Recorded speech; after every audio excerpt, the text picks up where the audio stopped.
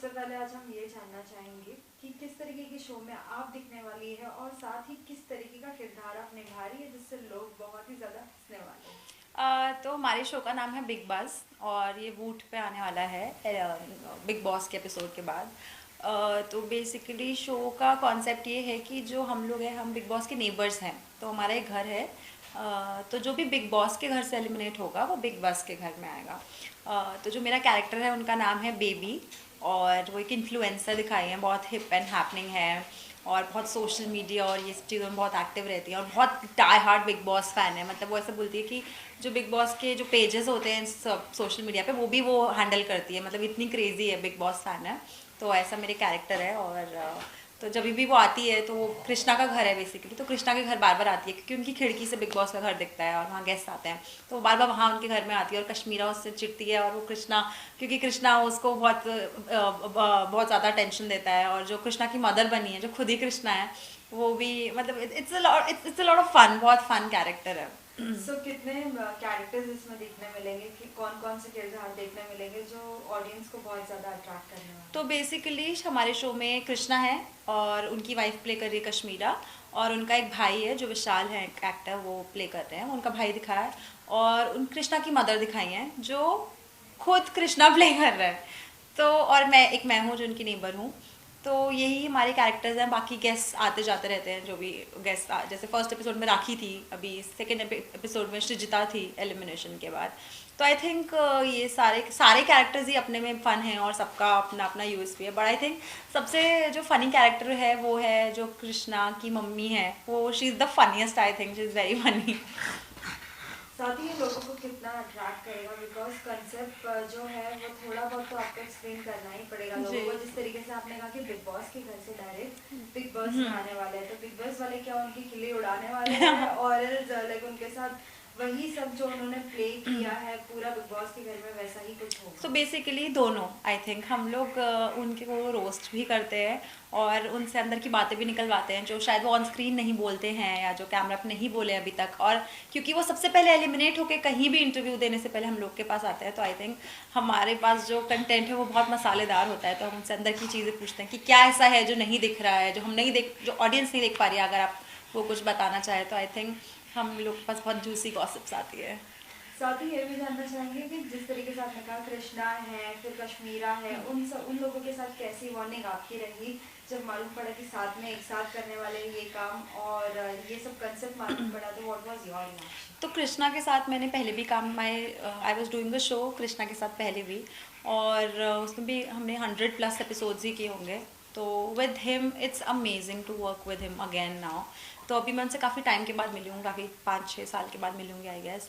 तो बट ऐसा लगा ही नहीं कि मैं इतने टाइम के बाद मिल रही हूँ, मतलब he still just the same, he so warm, he so welcoming.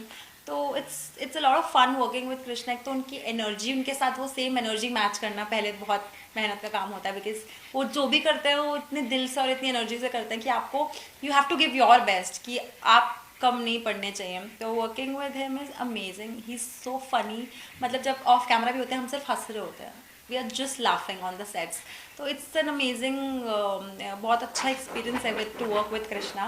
And I think with Kash also I am working for the first time with her, she is so supportive and she is very grounded. So it's overall it's a very nice experience working with both of them. आपने कहा कि 2 episode हो चुके हैं, first episode था राखी के साथ। हाँ। तो राखी के साथ क्या कुछ धमाल किया है, क्या कुछ मालूम पड़ा है? लाइक राखी का एक कैरेक्टर जो आपने नहीं देखा होगा, आपके लिए भी एक नया ही कुछ होगा। तो राखी के साथ मैंने पहले भी काम किया है फॉर द सेम शो जो मैं कृष्णा के साथ करती थी, कॉमेडी क्लासेस एक शो था हमारा, उसमें राखी पहले भी आई है। तो अगर आपको राखी के साथ, I think it's very easy to work with her because she there are no barriers. वो कुछ भी सेंसर करके नहीं बोलेंगी, वो जो उनके मन में है वो बोल देती हैं। तो it's a lot of fun क्योंकि even in the episode she was saying a lot of funny things लोगों के बारे में कि ये ऐसा है, ये वैसा है, ये मेरे पीछे जिम में पड़ा था।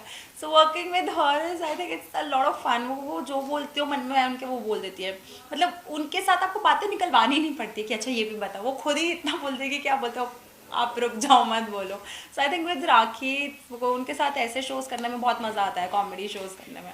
फिर राखी के क्या कुछ पोल आप लोगों ने खोले? क्योंकि पोल खुलना तो राखी के साथ बहुत सारी जैसे बहुत सारी उनके साथ फनी बातें भी हुई थी। अब सब कुछ तो एपिसोड में भी नहीं आता है क्योंकि छोटा वो होता है, बट बहुत सारी उनकी फनी फनी चीज़ें उनसे रिलेटेड हमने बात करी थी। जैसे कि एक पार्ट था जहाँ पे उनको बोलता है कि आप स्पाइडरमैन बनिए। ओके, तो एक हाँ कि आप स्पाइडरमैन बन के गई थी ना बिग बॉस के घर के बाहर, तो अच्छा स्पाइडरमैन तो बनी लेकिन ऐसा क्या जाल मारा है आपने, किसी तो दुबई का लड़का फंसा लिया। So all these funny things उनके साथ करके, and she doesn't mind also, she takes it in a very fun way. तो उनके साथ काम करने में बहुत मजा आता है।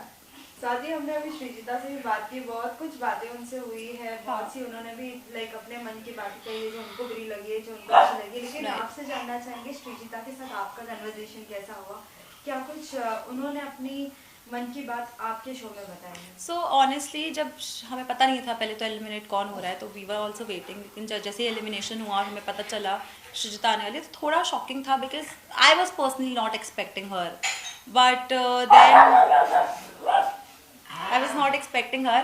देन वो आई तो पहले तो हमें ये था कि एकदम अभी जस्ट एलिमिनेशन हुआ है तो शी मस्ट बी अपसेट, तो आपको भी थोड़ी बाउंड्रीज रखनी पड़ती हैं कि दूसरे इंसान का इमोशंस भी you have to be careful, offend नहीं कर सकते उन्हें कि कॉमेडी में कहीं पता चले आप कुछ ऐसा बोल रहे हो बुरा लग जाए। तो everybody was a little concern कि हमें थोड़ा slow, we have to take it a little slow. But then she came and she was very normal, she was smiling and she was very supportive, but she was a good sport। बहुत अच्छे से उन्होंने हर चीज़, उन्होंने jokes भी लिए अपने ऊपर और उन्होंने बहुत सारी बातें करी भी। I think she was very straight forward, उन्होंने बहुत सारी चीज़ें अपने दिल से जो भी था, जैसे she made it very clear that I don't like Tina means I don't like Tina, I don't like this person, I don't like this. She was very clear and she was very honest, I really like that about her. जैसे कि 2 episodes तो हो चुके हैं, तो आपको तो concept बहुत ही अच्छे से पता चल गया रहेगा, और भी क्या कुछ एक्साइटमेंट हम ला सकते हैं, क्या कुछ कर सकते हैं, तो आने वाले दिनों में भी क्या कुछ नया देखने मिलेगा एपिसोड में? ऑनेस्टली ये एक ऐसा शो है जिसमें ना एंड मोमेंट तक हमें भी नहीं पता होता है कि हम क्या करने वाले हैं, क्योंकि हम तो शो 2 सेगमेंट में होता है। एक में जब हम गैग करते हैं, of course that we know कि हमें ये करना है और ये हम एक स्क्रिप्ट है हमारे पास, हम ये कर रहे हैं, but then later we also have to wait कि एलिमिनेशन होगा तो हमें भी तभी पता चलेगा कौन एलिमिनेट हो रहा है, बिकॉज इट्स दैट कॉन्फिडेंशियल, आपको पता नहीं होता है कौन निकलने वाला है। तो जब हमें पता चलता है, वो we have such hard working team, वो उसी वक्त they make questions and whatever जो भी बना रहे हैं वो सब लोग उस वक्त बनाते हैं। तो हर बारी हमारे लिए भी कुछ नया होता है कि अच्छा अब हमें ये नया कुछ करना है, तो ऐसा हमारी तरफ से भी कुछ प्री प्लान नहीं होता है कि अच्छा आज हम ये करेंगे, आज हम ये करेंगे। So even for us it's a surprise कि कौन आएगा और उनसे रिलेटेड हम क्या बातें करेंगे और उनसे क्या पूछा जाएगा या उनके साथ क्या किया जाएगा। फिर लोगों के क्या कमेंट्स होते हैं, क्या कुछ उनके डिमांड्स होते हैं शो की तरफ से, लाइक कि हमें कुछ ऐसे होना चाहिए, और it is going very nice and good? I think from whatever 2 episodes आ चुके हैं अभी, और आई थिंक दोनों एपिसोड्स में मुझे तो बहुत पॉजिटिव रिस्पांस मिला है कि एवरीबडी इज़ एंजॉयिंग इट। और अभी तक किसी ने कुछ ऐसा नहीं बोला कि समथिंग इज मिसिंग या ऐसा ये भी होना चाहिए। I think people are, that's what I think at least, कि people are really enjoying it, कि वो जो कंटेस्टेंट्स आ रहे हैं, एलिमिनेटेड कंटेस्टेंट, जो वो अपने दिल की बातें कर रहे हैं कि हमें ये पसंद है वो पसंद नहीं है। सो आई थिंक पीपल आर, वो जहाँ पे भी थोड़ी गॉसिप और चुगली होती है तो लोगों को मज़ा आता ही है उस चीज़ में। तो I think everybody is enjoying it overall. साथ बिग बॉस, जैसे कि बिग बॉस का पूरा एक लाइक एक लोगों को अच्छे तरीके से पूरा दर्शा रहा है। आपसे जानना चाहेंगे कि आपका कोई फेवरेट है अंदर कंटेस्टेंट जिसको आप चाहते कि बाहर निकले तो मेरे को इनके साथ? आई थिंक जो मेरा फेवरेट होगा, मैं चाहूँगी नहीं वो बाहर आए जल्दी, but I think I really like Priyanka. I think she is playing really well and I hope कि वो एंड तक जाएंगी। बाकी I think I would really want to meet and do a one-on-one session with Charlene, I think, because I believe I think he's just faking it. So yeah, it would be fun interviewing him, कि उनसे मैं पूछना चाहूँगी बहुत सारी चीज़ें जो है मेरे अंदर। Lastly, any message to all the fans who are giving so much of love to the show as well as you?